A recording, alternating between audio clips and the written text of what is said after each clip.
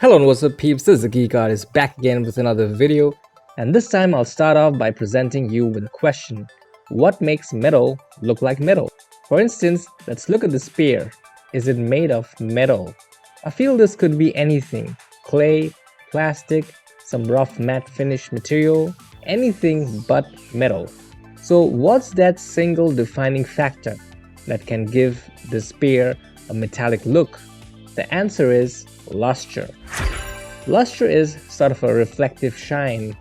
It even makes the nearby texture of the material pop out, like scratches and dents.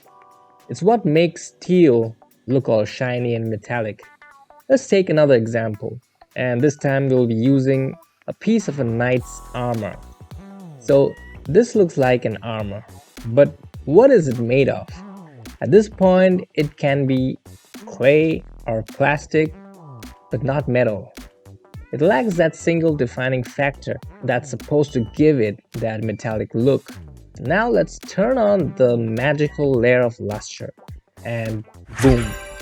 Now we have a metallic armor with its glorious shine. And then we can add a bit of texturing like scratches, dents, rust, and some reflections, and we'll have a proper metal material. So now that we know what makes a metal look like metal, let's see how we can create that metallic lustrous effect. And to learn it, make sure to watch this video till the end, and I'll show you how you can go from this rough sketch to this polished rendering. So give this video a like, subscribe, click on the bell icon to get notified about my upcoming videos. Also, if you're new to this channel, this video is a part of an ongoing tutorial series where I try to teach you guys how to paint elements and materials like rocks, leaves and foliage, mountains, wood, cloud, glass, and so on. Check out the other videos in the series as well. Now, if we are to plot the value transition of this on a graph, it won't look like a smooth curve like this, where the start and end point denote the darkest value or shadow, and the highest point denote the brightest value or highlight. A graph like this will be true for less reflective materials like clay, plastic, wood, or even rusted iron, where the transition from shadow to light and back to shadow happens very gradually, giving a smooth curve on the graph. But for a shiny metal, the graph will look something like this.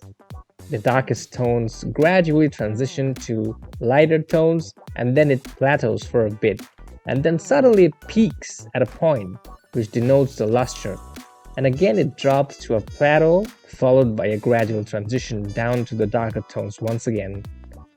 So for a metal to look like metal, it's important that the brightest value does in fact peak at a point.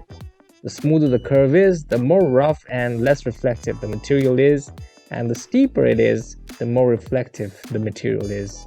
I hope that brief explanation cleared things up a bit for y'all conceptually. Now, let's start from the basics. Let's design a metallic object, in this case, a piece of a knight's armor. So I'm gonna roughly sketch out its main shape. It's gonna be a shoulder pad, so it will have a nice round curvy volume to protect the shoulder from all sides, but also mobility should be a factor. It shouldn't hinder the movement of the arm, so it can have some smaller armor plates that will protect the sides of the biceps and will be flexible at the joints to facilitate smoother movement during combat. You can look at lots of references of armors to get a better understanding of how they function.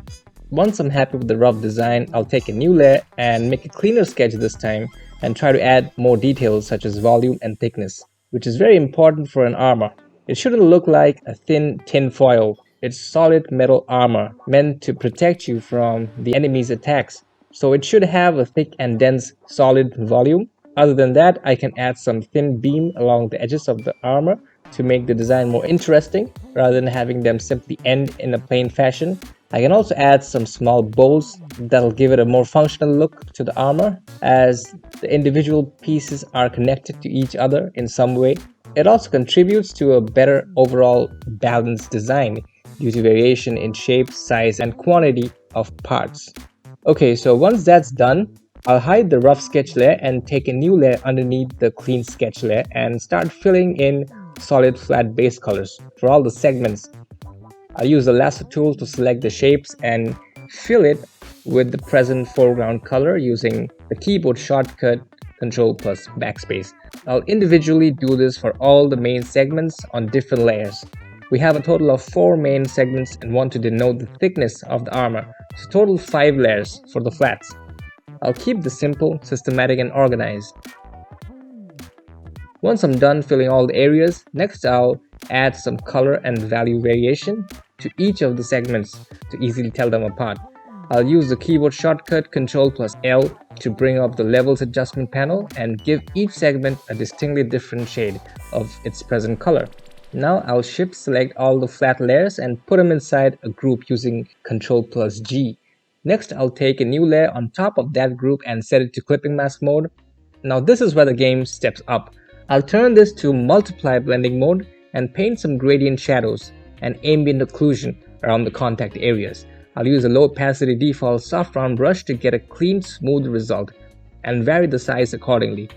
Areas where one armor plate overlaps on top of another will have some extra darker shadow or occlusion. Now to add more realism, I can add some hard shadows in contrast to all the soft occlusion.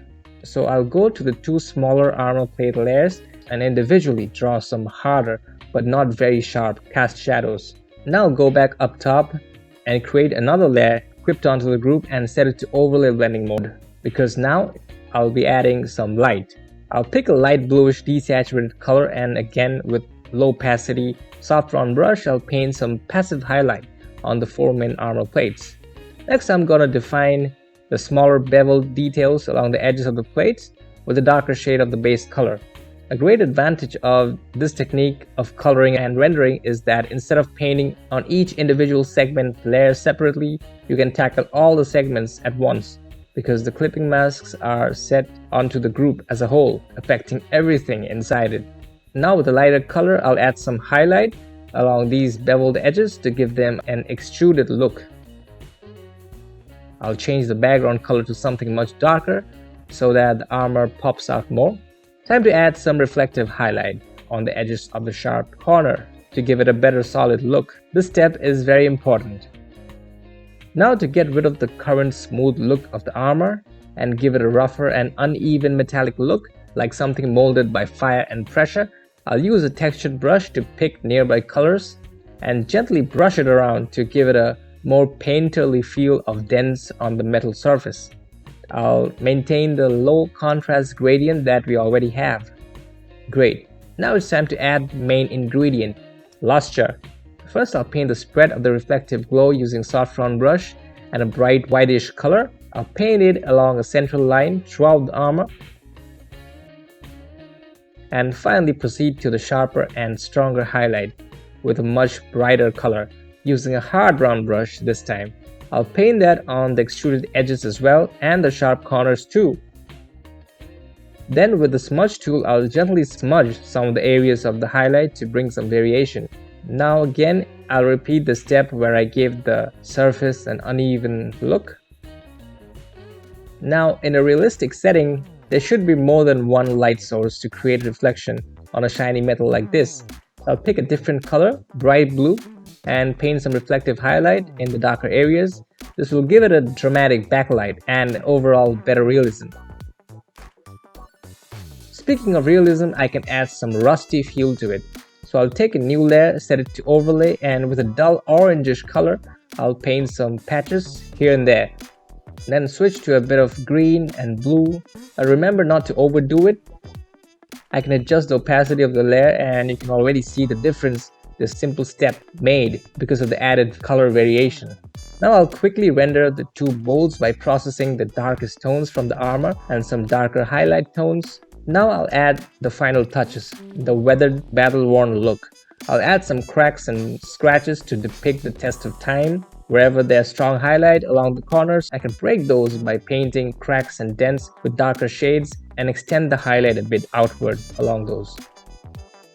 Now I'll add some scratches near the strong highlight areas only and not everywhere. So I'll pick the bright highlight shade and with a very small size brush I'll draw some thin straight strokes almost like crosshatches near the lustrous highlight areas, and then some darker scratches in the brighter areas with their own highlight.